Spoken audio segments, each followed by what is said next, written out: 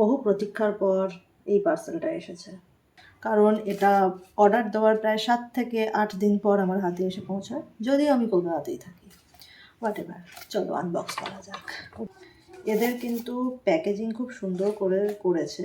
এটা আমি অর্ডার দিয়েছিলাম, আমি ভেবেছিলাম আগে পাবো, কারণ এই বইটা এমনই একদিনে এসছে যেদিন আমি অলরেডি বসন্ত বইমেলায় রয়েছি। আমি যদি ওখান থেকে কিনতাম হয়তো আমি একটু ডিসকাউন্টে পেয়ে যেতাম। What ever.